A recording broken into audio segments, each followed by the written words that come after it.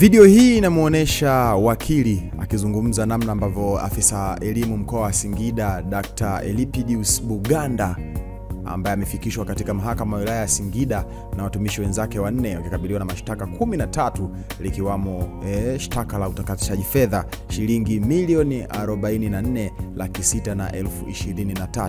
Washtakiwa hao walifikishwa mahakamani mbele ya hakimu mkazi mfawidhi mahakama ya wilaya ya Singida Fadhili Luvinga na kusomewa mashtaka hayo na mwendesha mashtaka upande wa jamhuri ambaye anafahamika kama Masho Mseja.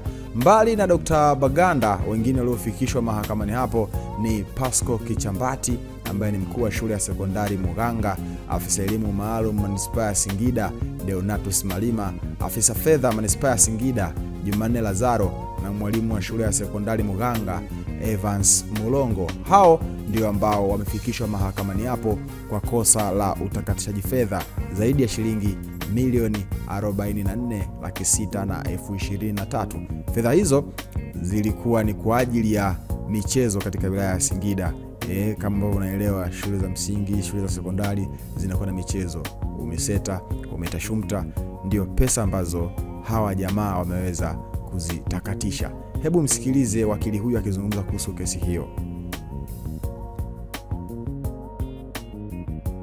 Kesi inahusisha washtakiwa 5 ambapo mshtakiwa wa kwanza ni afisa elimu mkoa wa Singida, mshtakiwa wa pili ni headmaster katika shule ya sekondari ya Muganga iliyoko mkoa wa Singida, na washtakiwa namba 3 mpaka namba 5 ni watumishi katika halmashauri ya manispaa ya mkoa wa Singida.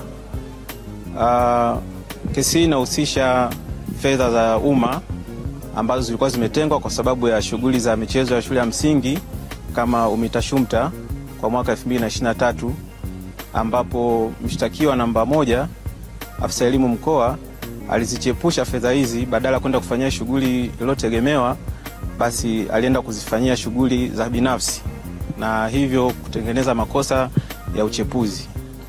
Fedha ni kiasi cha shilingi milioni 44,623,023 fedha za Kitanzania, na washtakiwa namba 2 mpaka namba 5 walimsaidia kutokana na nafasi zao mbalimbali walizokuwa nazo, wakiwemo wahasibu pamoja na afisa elimu. Waliweza kumsaidia kwa maana ya kuandaa malipo hayo, kwa maana ya kuandaa PV na kuziidhinisha, ambapo zilipelekea afisa elimu mkoa kulipwa fedha za Kitanzania shilingi milioni 44,623,023. Kwa hiyo kwa washtakiwa namba 2 mpaka namba 5 makosa yao zaidi yanahusishwa kwenye makosa ya kusaidia kutenda kosa, lakini mshtakiwa namba 1 ambaye ndo afisa elimu mkoa, yeye anashtakiwa kwa makosa ya uchepuzi pamoja na makosa ya utakatishaji fedha. Kwa hiyo kwa kifupi, kutokana na makosa ambayo anashtakiwa nayo, mshtakiwa namba 1 amekosa dhamana, kwa ameenda rumande, na kesi pia imepangwa kwa sababu ya kusoma hoja za awali mwezi huu wa 6 tarehe 18. Kwa walioenda rumande kwa leo ni mshtakiwa namba 1 na mshtakiwa namba 5 ambao kimsingi wao wamekosa dhamana. Mshtakiwa namba 5 yeye amekwenda rumande kutokana na kushindwa kukidhi vigezo vya dhamana ambavyo vilikuwa vimewekwa, lakini mshtakiwa namba 1 yeye ameshindwa kutokana na makosa ya utakatishaji fedha ambayo anamkabili.